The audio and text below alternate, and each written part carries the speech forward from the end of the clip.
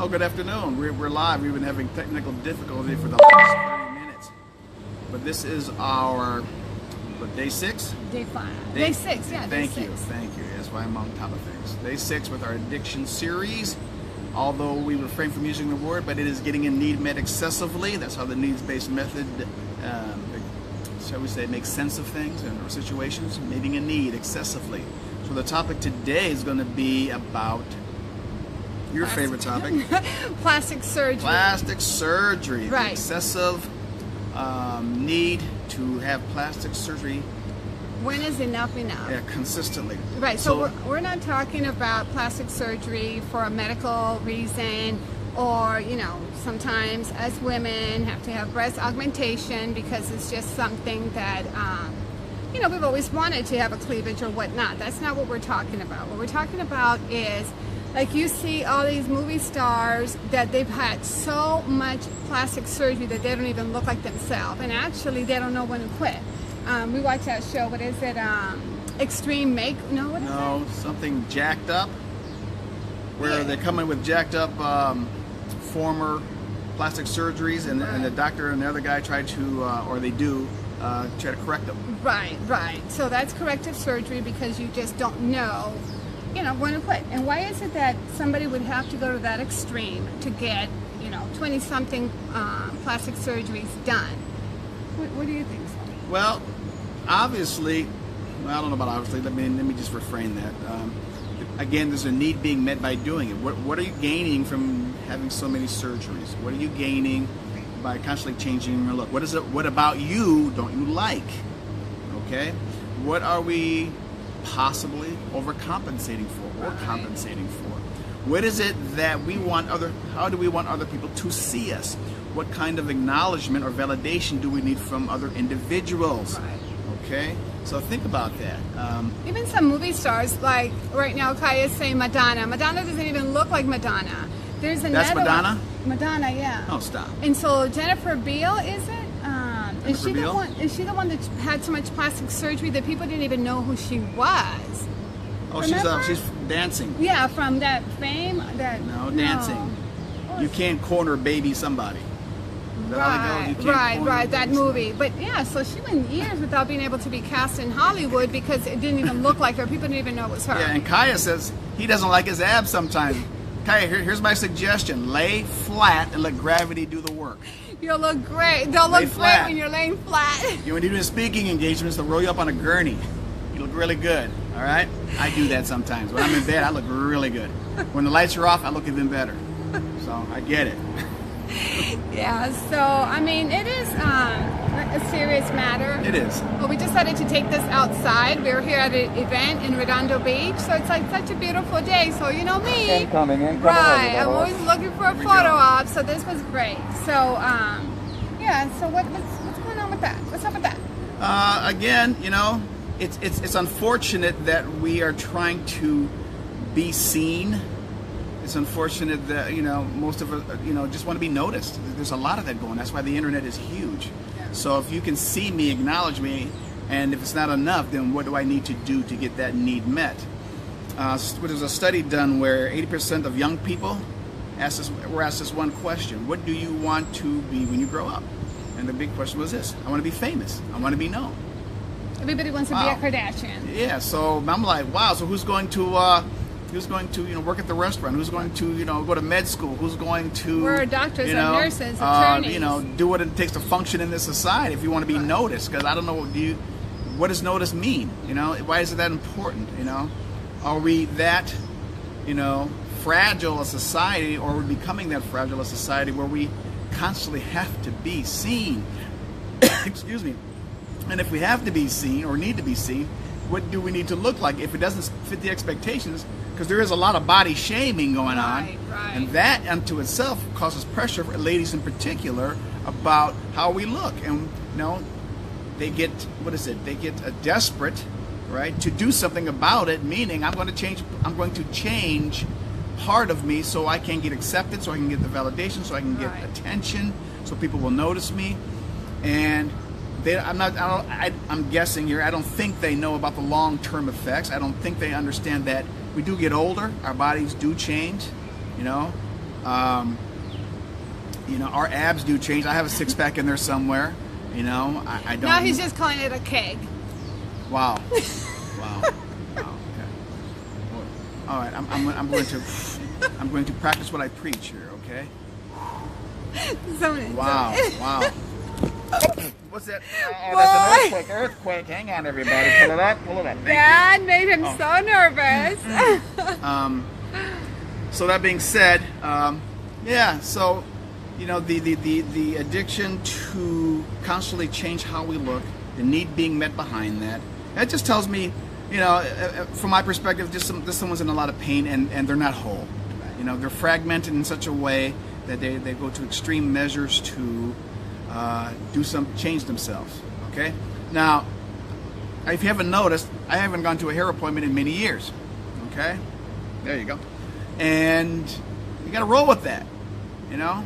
So thank God, and thank the upbringing, and thank the fact that, you know, I like myself enough where, you know, I don't have this something on top of my head, but I did try it once. Boy, if I showed you pictures of this hairy tongue I had on top of my head, whew, you'd be laughing.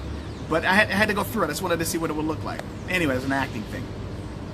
So that being said, I think that if we learn to like ourselves more, if we learn to appreciate who we are, what we have, if we have 2 hands, 2 feet, 2 legs, 2 ears, 2 eyes that function, you know, we're doing pretty good. Maybe we have employment, we're going to school, you know, we're hugging our kids, then all this stuff how we look, it wouldn't mean that much. But there's pressure. You know, look at the magazines. Now we're getting full-figured full-figure models, which is cool because that's real. And I mean, how many people look like the models in anyway? Right. What percentage of the population looks like a supermodel? Right. Maybe 1. All right, we don't look like that, but I think it's great and it's real. You know, we get older, our bodies change. You know, we accept the fact that there's arthritis setting in and our eyesight. You know, we got to take our glasses. I see people do this a lot now. I said, what is that? Oh, eyes changing. Yeah, but that has a lot to do with being whole too. Yeah, it does. Yeah. The whole, you know, aging gracefully. You know, accepting Right. the fact that we are aging, the fact that we are, you know, the minute we're born, right? The second we are born, there's going to be a moment we are going to die, and that's it. So, but going back to our topic at hand, which was Addiction, excessive use of plastic surgery as a means or a form of you being whole. as a form of someone being whole. So, you know, I don't want to repeat myself, but yeah. So think about it, people who are thinking about, you know, a little tuck here, I get a little pull. I get that, but when we start doing the whole body transformation, and not only that, plastic surgery after plastic surgery, exactly. that becomes actually. And Emily says nobody looks like a supermodel when we live in an American fast food life. That's right. You're right. Hey, we don't have a private chef cooking us protein. Right. You know, we like, let's get that burrito, weighs about 2 pounds, right? Because it's something fast, it's instant gratification kind of stuff. Well, we have food everywhere. Right. Food. And by the way, here, watch this. The top 3 habits of America. Top 3 habits. Number 1, television. Okay? It is. That's number 1. You know, I didn't even think of. This was taken before maybe before the internet hit its height. But 2, 1 was. No, excuse me. It wasn't television. It was food. We love to eat. We love to eat. We do. I love it. Hence my 6-pack disappeared on me. 2, television. 3, sex. But you know, easy, Tiger. Wow. God. 4, you know, hey, this could probably jump the other 3 is internet. We watch the internet. Yeah. So probably internet. Yeah. So look how sedentary we are. But you know, and maybe our butts are spreading because we're sitting so much. Get off your asses and do something, everybody. So that being said, you know, think about, you know, do you like yourself? Do you like who you are? Do you accept who you are? You know, if you don't accept who you are and how you look, then who didn't accept who you are and how you look? Who said what back in the day? You know, I always go back. I'm going to always go back. Who said what? What beliefs are we carrying with us? How are those beliefs manifesting in the adult world? How are those beliefs manifesting when we teach our daughters or sons? How are those beliefs manifesting in, you know, what we eat and how we relate to others? So think about that. It's quick, convenient, and it tastes good. Yes, it does, Emily. That's why we do it. I fight tooth and nail not to go to that dang, what is it called? In and out, out and in. And the other ones that are out there are what? Burger Queen? No, Fat Burger and Burger Yeah, Big King. Burger. Oh, Burger Queen. Yeah, all those people. Carl Sr., all that stuff. So that being said, what are we looking at? We're talking about the... Yeah, really. He always goes on a rant. Okay, so I believe that the most important thing is love who you are as an individual, as a person. And it has to start from the inside out. Mm-hmm. Because you could have all the plastic surgeries that you want. And if you're not okay with your inner self, your outer self is not going to matter. I mean, I could honestly say that after, 20-something years. Wink, wink, times 2. You get to a point that you have to be okay. Well, you don't have to, but that you have to choose to be okay with yourself and love who you are. I mean, I'm not going to have the body now that I had when I was 18. Forget when I was 20, because I think I was a chunkster. But I mean, if you could only do so much with what you have. I was having a really hard time when I was going to hit the big 50. I was. Like, I didn't want to be old. I consider myself being old. So now I'm not. I'm okay with who I am, the way I look. Every once in a while I have to color my hair because, that's not the business. And I got to shave my head. Yeah, but it has, with and also with the young people. I think this message is more for the young people. This is what I would like it to be. More for the young people, because there is so much body shaming, there is so much bullying out there that they have to learn to be okay with themselves. That's something that it needs to be instilled in the home life. You're 60 years old and you're flat as a pancake. That doesn't mean you're not going to have some bosoms by when you're 20. And if you don't, heck, and you want some, get some. But the fact is, don't start doing face, reconstruction and all that, and the nose. And, actually yesterday I posted some pictures on our page as far as what we really wanted to talk about. Those severe cases, those are women that are in their 50s and 60s and they don't want to be their age. So they keep having plastic surgery after plastic surgery. Wasn't it Tori Spelling? No, what was the name of that other actress? The young girl that had like a breast... Tara something. Tara? Oh, Tara. Yeah, I know he does blonde hair, I think from that old... It was a show. Who's that Tara girl, Tara, somebody that had a breast aug, and then it went south. What did Emily say? Emily knows all this. Yeah, went south. What did Emily say? I can't see it. I don't have my glasses. I don't look as cute with my glasses on. It's a horrible place for kids. It influences them the negative ways. Tara Reid. Thanks, Tara Reid, there we go. I told you I could count on Em. She's my girl. So, so that's it. She didn't do anything.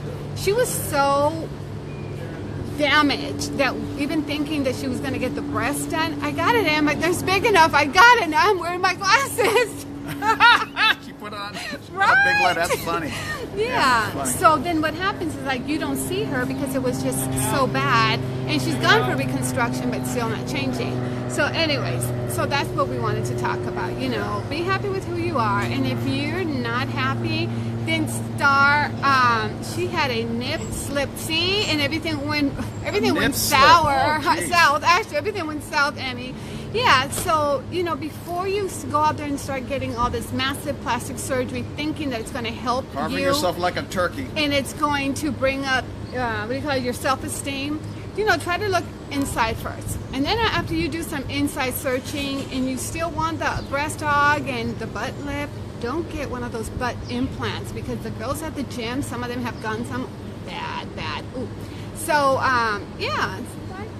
Well, what do you say, old wizard? Now I'm an old wizard. Wise wizard. Let's call you wise.